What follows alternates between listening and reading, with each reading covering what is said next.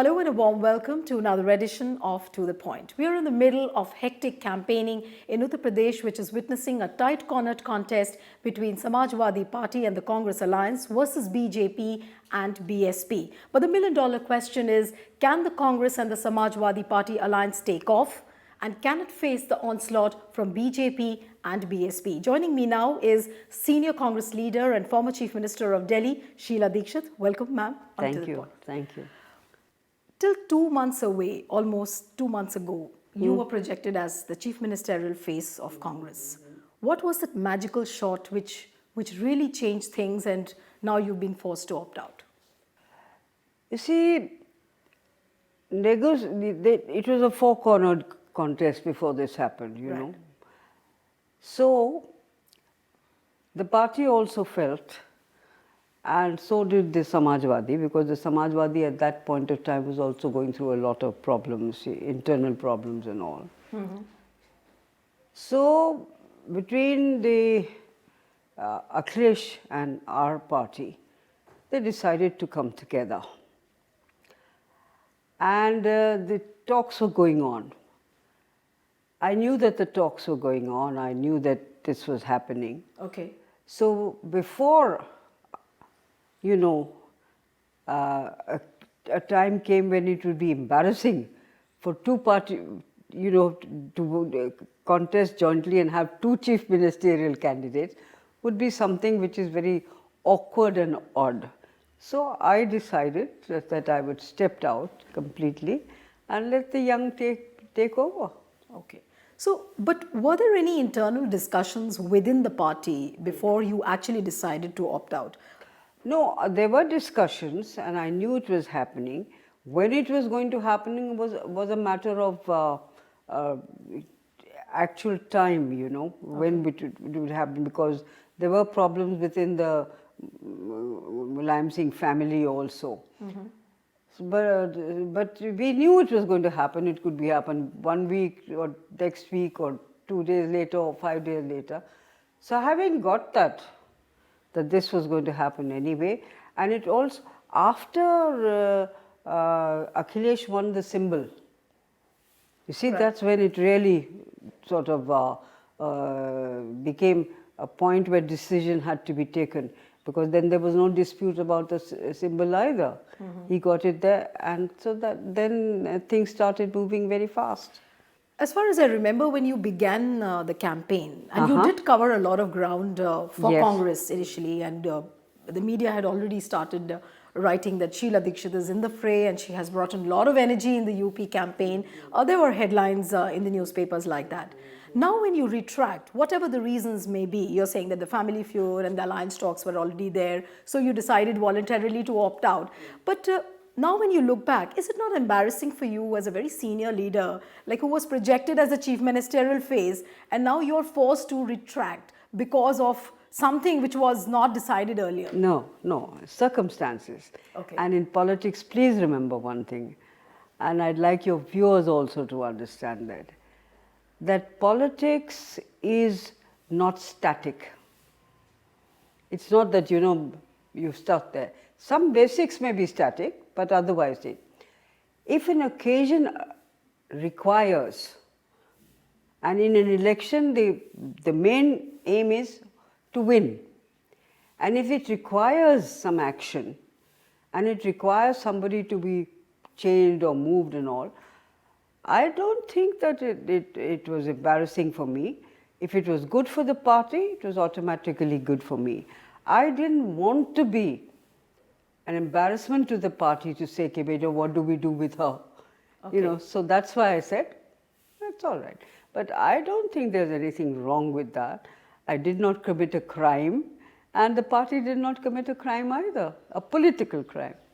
But I mean, when you say that politics is nothing but a situational, circumstantial, a possibility which happens within any party.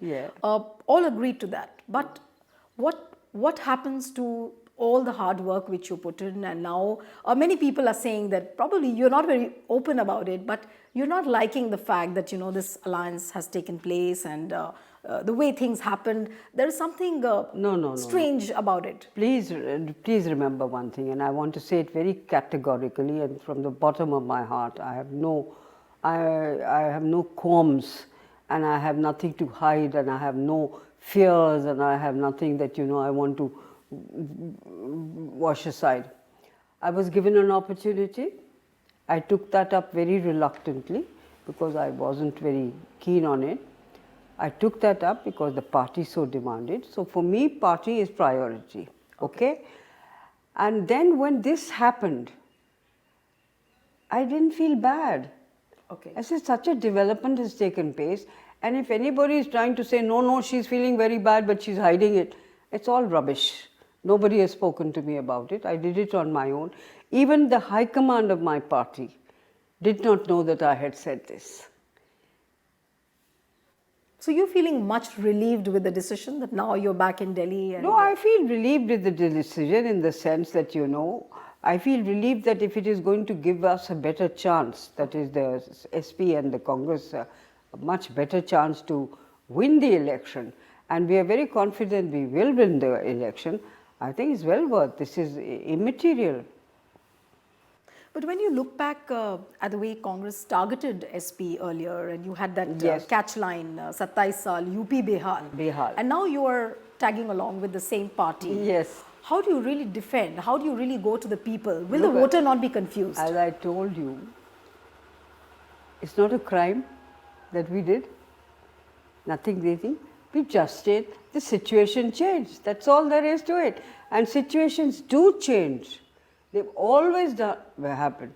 What happens to the demonetization process that has taken place? Every week, 10 days, something changes. Why? You are bothering people. People feel uncertain. People feel threatened. And all kinds of things are happening. So these things happen. Why don't you look at that? But ma'am, there are many people who are completely dismissing the alliance in the sense that there are a lot of rebels within both sides. Yeah. Will they not hurt the prospects of both the parties? And in fact, Samajwadi Party, if you speak, they have more number of rebels as compared to Congress. What happens? I mean, how are you really going to contain the rebels? Will they not work against the party? This is the job of both the party leaders, you see, and they're doing it. They talk to each other and they're managing.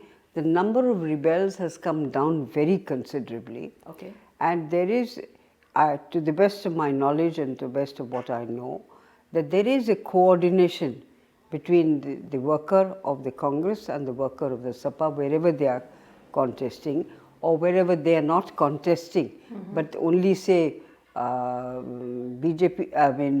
Congress is contesting or only Sapa is contesting. There is an understanding, and I'm quite sure that the workers also understand it, because there has been there has been a rebellion in the BJP, for instance, but there's been no rebellion here.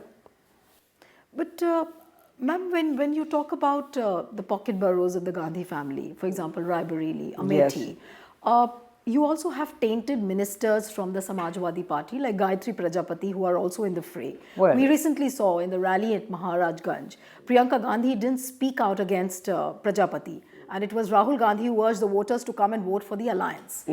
How will you really defend and how will you really urge the voters to vote for your party or for the alliance when you have people like Prajapati who are in the fray? Well, Prajapati has been taken out of the party. I think that Akhilesh has made a very categorical statement about it, that you go out. It's all there is to it.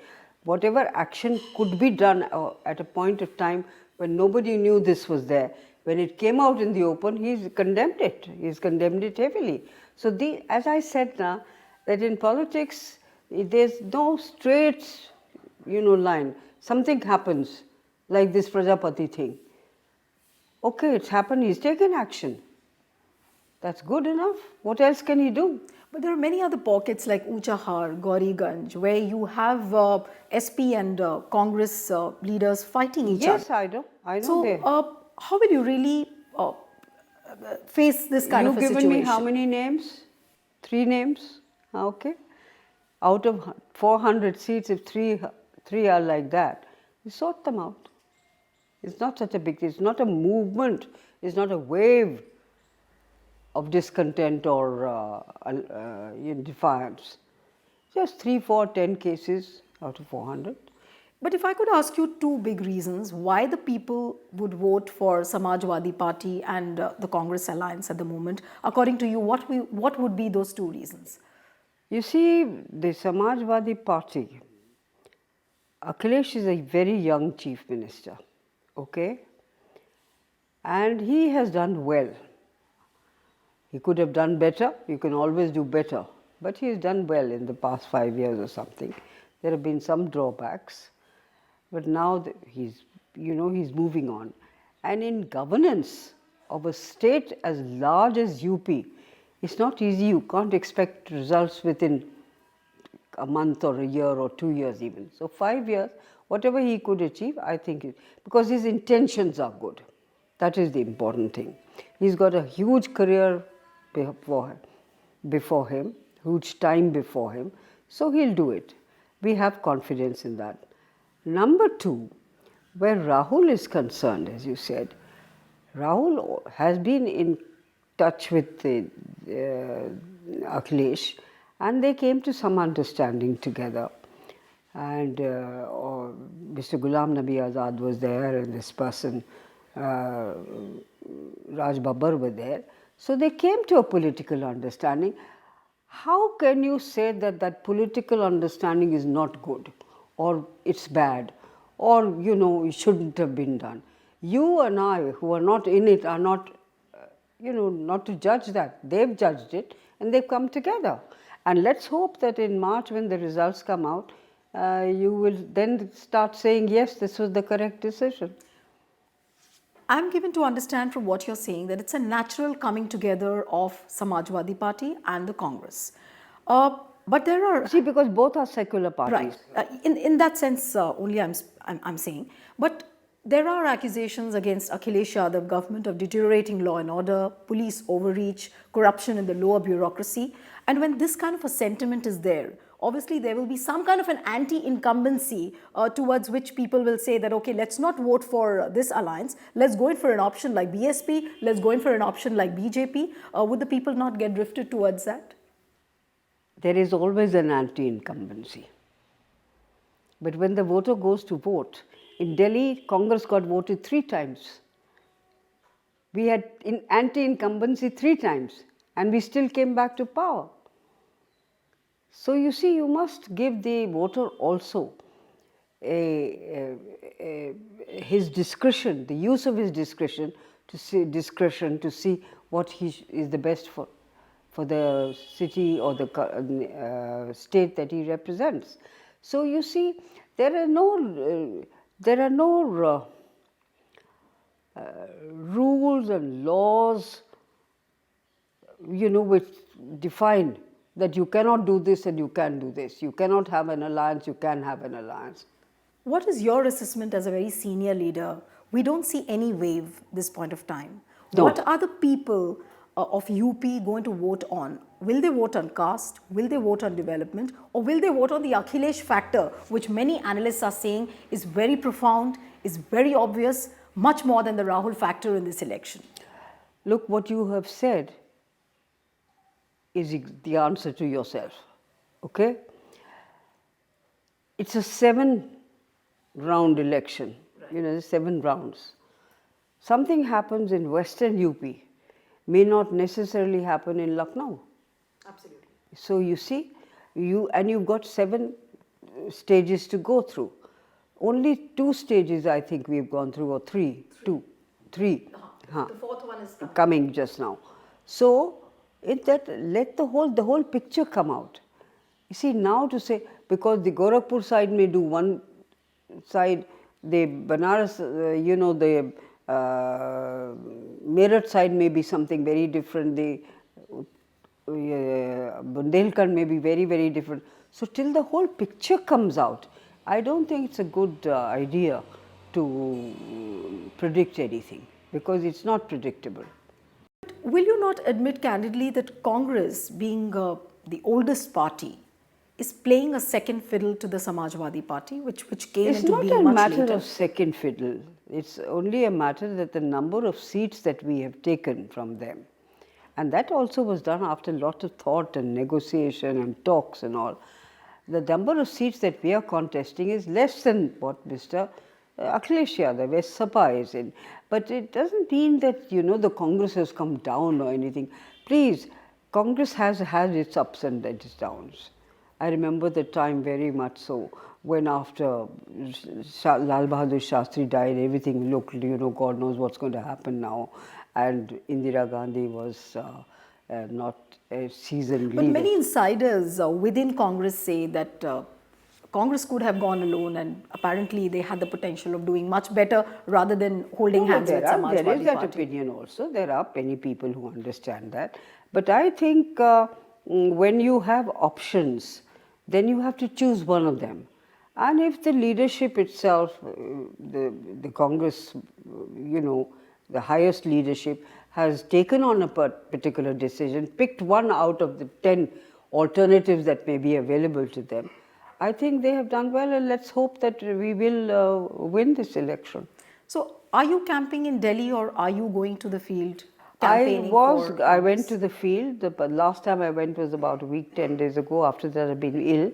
But I'll probably go to Banaras now, and hopefully that's it. Wherever I'm asked to go. But you must remember one thing, that the last days of any election, the poor candidate gets very busy trying to organize his voting day, systems, The systems have to be put in place and everything is there. So if it is required, I'll go, and they don't want to waste their time on meetings, on things like that. So if I can be of help from there, I certainly will be there. Talking particularly about the way the posters of Samajwadi Party and Congress have come up, we see Akhilesh and Rahul Gandhi on one poster. And these kind of posters are plastered across Uttar Pradesh. But issue-specific posters are missing. So will it not send a message that this alliance is only about personalities, not No. issue-based? No, it's not just the posters. They've taken out a book, a manifesto. We have taken out a manifesto also. And in those manifestos, it's very clearly laid out. And there are, 30, 20 points which require immediate attention. Women care, law and order, for instance, more police thanas, so that, access to police is much easier and much better and closer home and all. All that has been written down. These never come on posters. You can't put a manifesto in a poster. But manifestos are being distributed all over, so everybody knows what we are up to, or what we would be if we were part of the government, what we would do. Better education systems, better, infrastructure and all. So because every state, whichever one you may take, you can't say that this is a full stop, everything has been done now. There's always something else to do, and all that has been very carefully and very nicely done. When you talk about this development narrative which this alliance has carved out, we see that the Akhilesh factor is more prominent, it's more dominant than the Rahul factor. Does it give out a signal? Please, may I tell you one thing? Rahul is not a candidate for the chief ministership over there. No, I'm saying so that Akhilesh is the candidate, and we have joined that and accepted that yes, Akhilesh will be the CM. So why are you bringing Rahul? Is a national personality. But is it not a bigger battle for 2019, which many analysts have already begun to say that it's not Rahul, but it's Akhilesh Yadav probably who will be the face of the 2019 elections? No. These are, I'm sorry to say, but the media likes to, jump into conclusions much before anything happens. And this is one of those things. Let's see what happens in 2018 or 19. There's still 2 years away. Mr. Modi is there, Akhilesh is there, Rahul is there. So many people are there. You never know what's going to happen. First, what is going to be the picture that emerges for the Lok Sabha? That is the first important thing. But UP is going to decide it all on March 11th. Not always, because we have Dr. Manmohan Singh was the was the Prime Minister for 2 terms, 10 years, which is a long period for a Prime Minister. And he wasn't from UP, and UP didn't help him. He became, so politically, circumstantially, you cannot predict that this will happen or that will happen. But of course, the media has this habit of being the first to say something. Well, they're all there, and let's see what happens. But can Congress provide that platform for all the secular parties to come together? And can Congress be that glue for the larger battle of 2019? Yes, it can, certainly, because it is the most secular party. It has a record of this, and a very known and well-established record. But the problem is that, you see, this record can only become a reality, first, if the Congress wants it. Secondly, all those who want to join up with the Congress with similar thinking, then they will have to all come together. Like in the case of UP, Sapa and Congress came together. Nobody came together in Uttarakhand. Nobody came together in Punjab. So what is your hunch, ma'am? From 28 seats in 2012, what is going to be what is the number which you are looking at, which Congress could I'm achieve? looking at a number which will give us a government. Okay. And the Congress will also be a part of that government. Okay. Now taking you away from the UP elections and coming to the Delhi government, which just completed 2 years. If you look at the 2 years of Delhi governance by Arvind Kejriwal, what would you really have to say about it? Well, if you don't think that I'm doing it because I happen to be the opposite of Mr. Kejriwal, the impression that people give me and what I see with my own eyes all over, Delhi has deteriorated very badly. The roads are in a mess. One or two flyovers are cracked up, fallen down. Education is not what it used to be, school education and all. Nothing has been added on.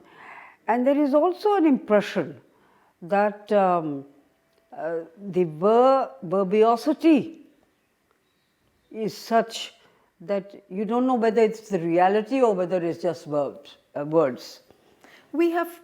Recently we've seen that the entire cabinet of Aam Aadmi Party, including the Chief Minister, have been missing in action from the Delhi government. They have been busy away in Punjab, in Goa elections. And all their leaders were seen there. Do you feel that Arvind Kejriwal or his party, they are shirking away from the responsibility they have taken up? I think they're being very, very, very unfair to Delhi. Okay. Delhi has chosen them with a huge majority. And Delhi, having chosen them, expects them to do what they had promised to do and work for Delhi. It's fine, you want to become a national leader, you can go everywhere. But you can't do it at the cost of Delhi, because Delhi has elected you. Now, if you're going to do it, then you're going to have to suffer some point of time yourself later on. But Delhi is suffering right now. But as far as their aspirational concerns, are there, as far as Arvind Kejriwal and his party are there, would they not have gone for Goa or Punjab elections, according to what you're saying? They shouldn't have aspired. No. If Kejriwal thinks that he's a national leader and he's required in Goa and he's asked to go to Punjab, he's more than welcome. There's nothing to stop him from doing that. But my point only is that you at the moment are responsible for Delhi. You neglect Delhi and keep going all over the place. So that is not something that is acceptable to the people who have elected that government. But since the time Arvind Kejriwal has taken over as Chief Minister, we have constantly seen him battling with the central agencies, with the Lieutenant Governor, with hankering for the police powers. You were also there for 3 terms and you did manage. Why is there a lack of coordination? And he has ensured that, this kind of a battle continues and he displays it before the public. You see, Kejriwal ji is a political chief minister. When you say political, what does it hint I'll at? explain it to you. I don't think he understands the constitutional position of Delhi state. Or he doesn't want to understand it, or he doesn't care for it. Therefore, he asks for things and does things. Why do you have to have a conflict with the Lieutenant Governor? You know that police is not under Delhi government. You know that land is not under the Delhi government. Why do you have to fight against it? Because who is losing in the bargain? We also didn't have land, we didn't have police, but there was proper law and order, and all the schools and the universities and the hospitals were built because there is a coordination. And one thing more, he must understand that Delhi is the capital of this country.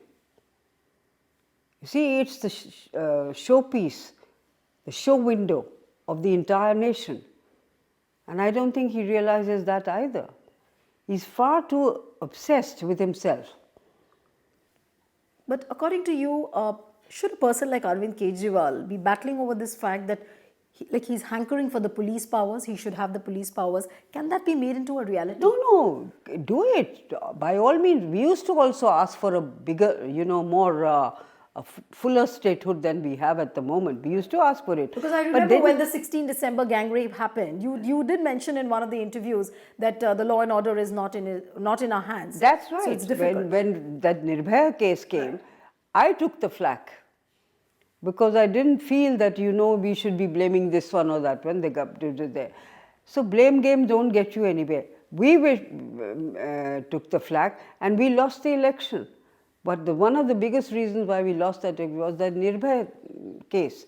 Now, my point only in this is that if Mr. Kejriwal wants to govern Delhi, then he has to be here, number one. Number two, he has to be in constant touch and in a friendly manner with all the powers that be here, the Lieutenant Governor, the Home Ministry, and so on and so forth. But the general sentiment on the street in Delhi is that Kejriwal ji ne Delhi ka beda gark kar diya hai. We want Sheila Dikshit back. But if given an opportunity, 2018 would be the year when Delhi again faces elections. Kejriwal ji is there for the next 3 years, as you said, he just completed 2. We'll think after 3 years. So you wouldn't hesitate coming back? Certainly. I would, but I won't commit myself either way this right now. Okay. Wish you all the best, Sheila ji. It was a pleasure talking to you. Thank you so much. Thank you very much. Thank you so much. So that's it on this episode of To The Point. See you next time with another personality. Goodbye and thanks for watching.